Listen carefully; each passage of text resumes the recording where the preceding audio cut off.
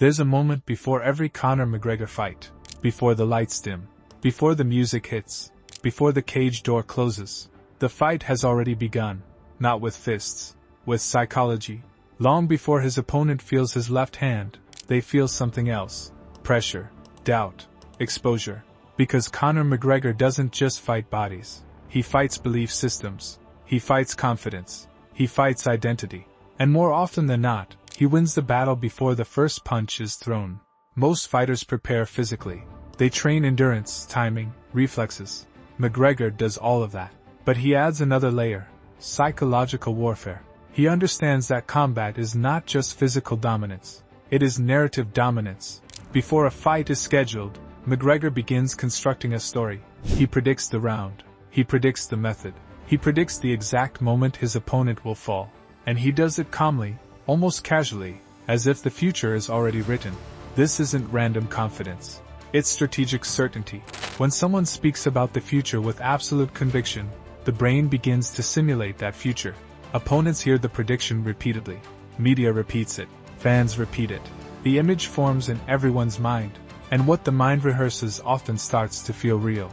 By fight night, the opponent is no longer just fighting a man, he's fighting a prediction. He's fighting the possibility that the world expects him to lose exactly the way McGregor described. That expectation is heavy. McGregor understands something most athletes ignore: perception influences performance. If you control perception, you influence emotion. If you influence emotion, you influence reaction speed, decision-making, composure. Watch him at press conferences. He doesn't look tense.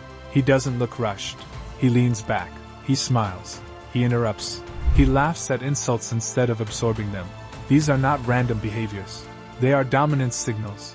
In evolutionary psychology, status is communicated long before physical conflict.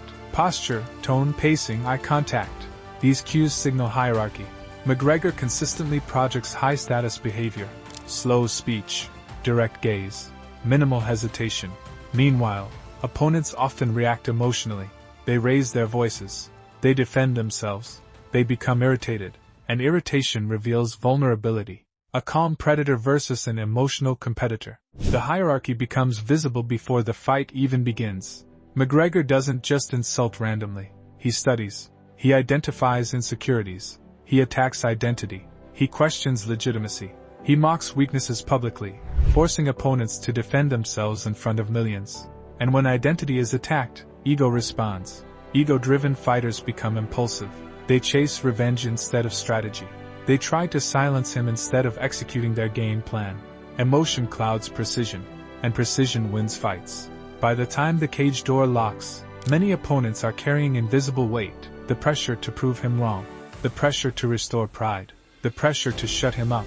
Pressure tightens muscles. It shortens breath. It drains stamina. McGregor enters lighter, because in his mind, the fight has already been won. There is also the power of audacity. Most people shrink themselves to avoid embarrassment. They soften predictions. They say, "I'll try my best." McGregor does the opposite. He expands publicly. He risks humiliation openly. Why? Because boldness commands attention. The brain is wired to notice what breaks pattern.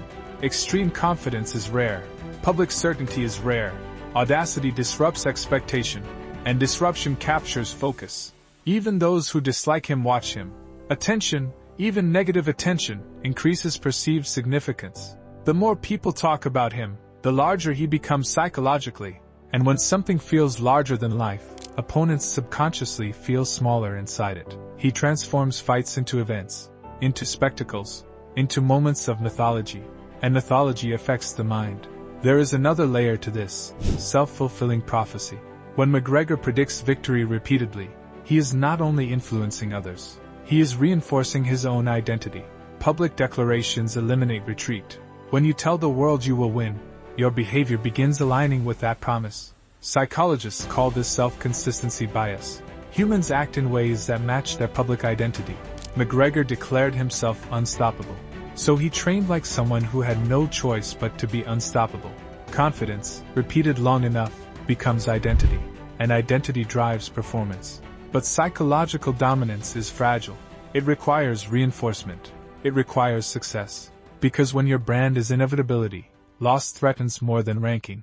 It threatens narrative. McGregor built an image of destiny, of precision, of prophetic knockouts. When that image cracks, something shifts. The myth becomes vulnerable. And maintaining a myth requires energy, because no human is permanently unshaken. Yet what made McGregor extraordinary was not perfection. It was his understanding that fighting is storytelling.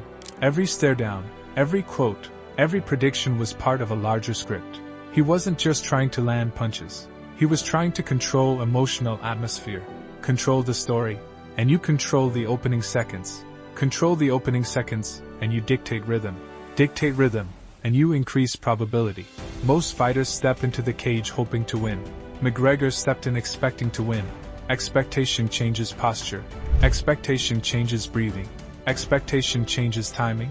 When one man expects victory and the other fears humiliation, their bodies move differently. That difference is subtle. But at elite levels, subtle decides everything.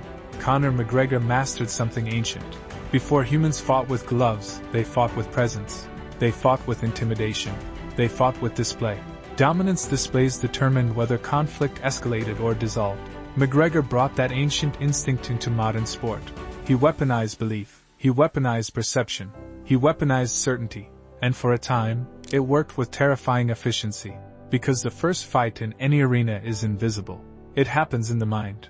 It happens in expectation. It happens in doubt. And Conor McGregor understood that if you can plant doubt in your opponent and plant certainty in yourself, the physical battle becomes easier. That is how he won fights before they started. Not by strength alone. Not by speed alone. But by understanding that psychology is the first battlefield. And if you conquer the mind, the body often follows.